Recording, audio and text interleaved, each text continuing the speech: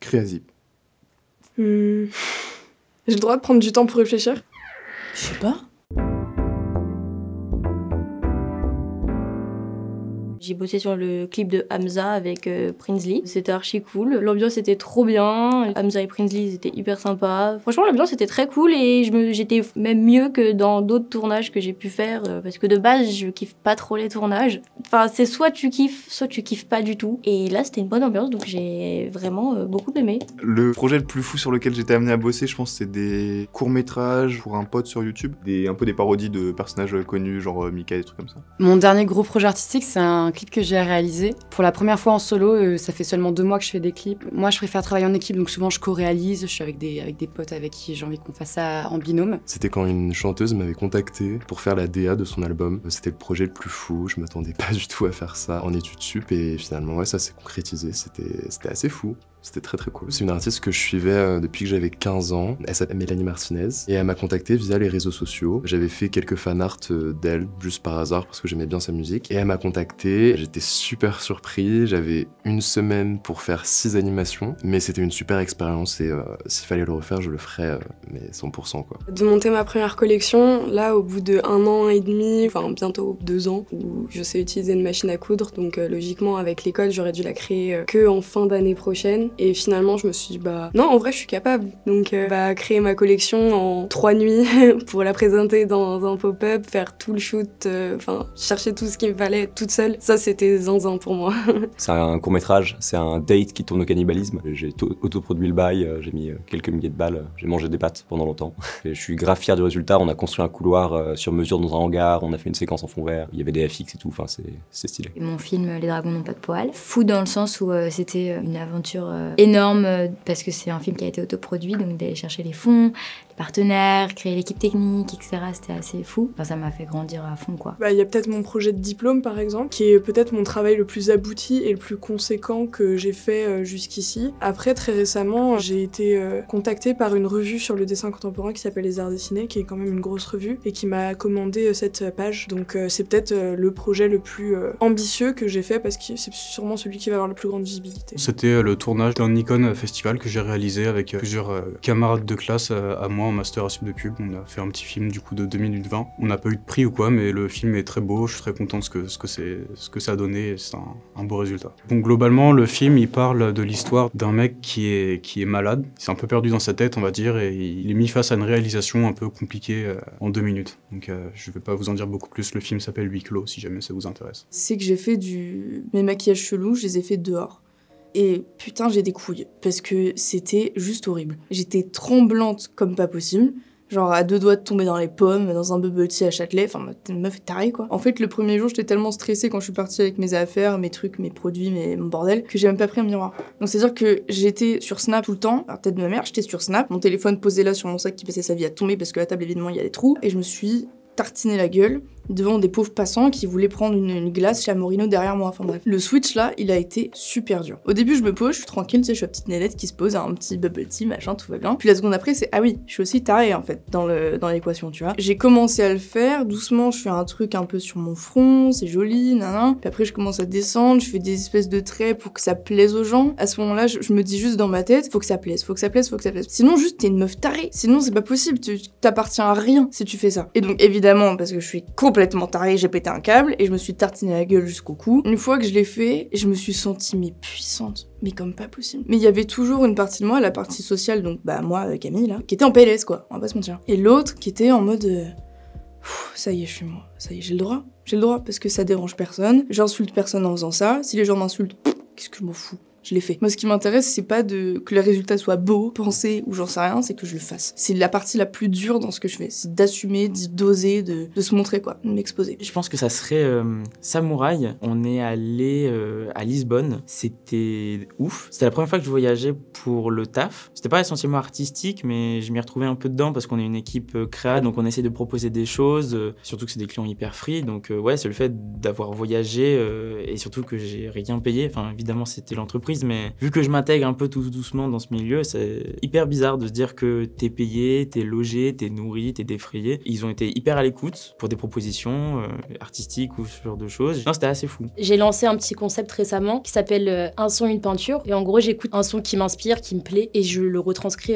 en peinture. Ça me permet d'interagir un petit peu avec les artistes quand ils voient mes productions, etc. De demander des suggestions à mes abonnés. Donc ça fait un petit effet commun. Alors du coup, ça a dépeint l'envers du décor de la profession de sapeur-pompier. Mais comme tout premier film, il y a plein de sujets dans tous les sens. Donc on touche aussi du doigt le rapport parent-enfant, le rapport de couple quand il y a le travail qui prend le dessus. Voilà, l'univers des enfants et des adultes qui est séparé et en même temps pas si séparé que ça. 25 techniciens qui ont travaillé sur le projet et on l'a en partie financée par du mécénat ou du crowdfunding. Et toute la post-production m'a été offerte grâce au pôle d'éducation à l'image de la MJC, Centre social de La Rochefoucauld. Donc j'ai pu post-produire mon film dans les studios de chez Free Studio à Genève. On était un petit groupe, on était entre 5 et une dizaine, et on a fait jusqu'à 20 minutes d'animation, ce qui est beaucoup, en une demi-année, tout seul dans notre coin, full autoproduit, machin, tout ça. C'était très cool à faire, très marrant. La vidéo, elle a vraiment de la gueule au final. Ça commence à faire 1 ou 2 ans, je crois. Voilà, c'était vraiment cool comme expérience, vraiment marrant. On faisait ça en parallèle des cours, du coup, ça demandait pas mal de temps,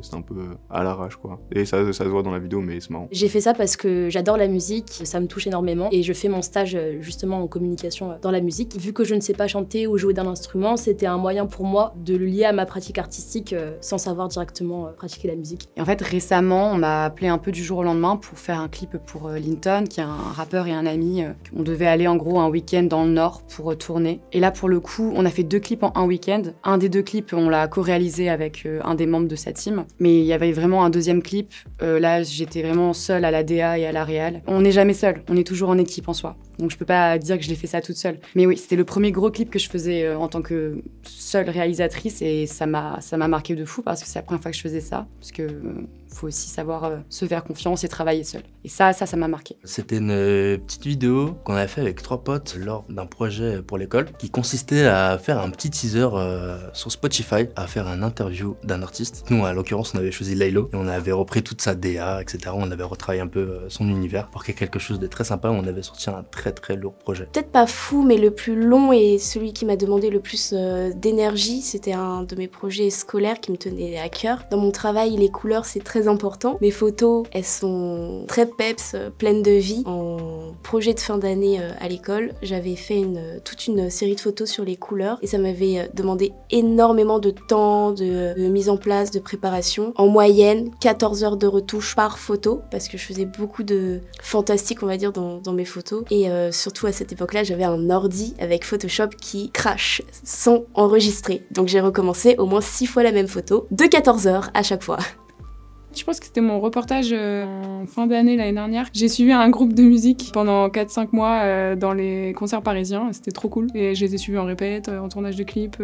Et j'ai vraiment trop kiffé. Et c'est ça qui, du coup, m'a fait dire que c'est ce que je voulais faire, quoi. Je veux être photographe de concert. Et ça a été mon projet de fin d'année parce qu'il a duré tout un semestre. Et en fait, il découle de mon mémoire qui parlait de la culture urbaine et du design graphique, le lien qu'il y avait entre les deux. Ça parlait des réappropriations culturelles. Et mon projet, j'ai décidé de le porter sur ce milieu-là également et de créer un réseau collaboratif un peu comme vous aujourd'hui, mais sans vous copier, qui met en lien des rappeurs indépendants et des graphistes. Le but, c'est que chacun s'entraide, s'apporte ce qu'ils ont apporté. Et moi, de mon côté, je vais réaliser des tutos, des vidéos de conseils, des vidéos de discussion autour de tout ce qui peut être la communication, gérer son temps, l'argent. Et c'est pas pour donner des réponses, mais plutôt pour apporter une pierre, parce que même moi, j'évolue aussi avec ces vidéos. Dernièrement, j'ai eu la chance de bosser avec Red Bull, qui pour moi, c'est pas une consécration, mais en tout cas, c'est le début de l'atteinte de mon objectif, qui est en fait bosser spécifiquement avec la danse. Faut savoir que Red Bull, c'est un des pionniers dans tout ce qui est événement de danse, et du coup, moi, pouvoir filmer de la danse pour une entreprise et du coup être rémunéré grâce à ça, c'est un peu un petit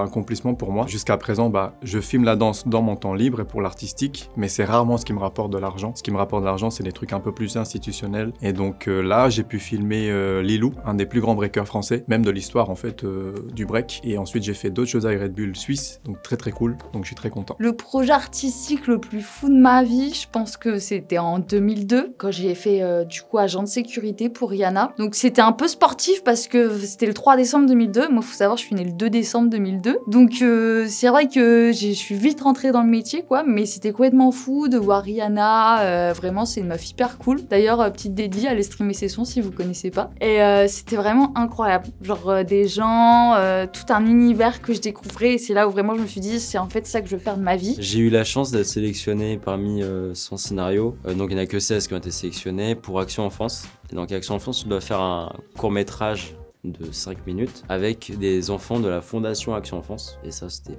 vachement bien. Je peux dire les gros mots ou pas là-dedans?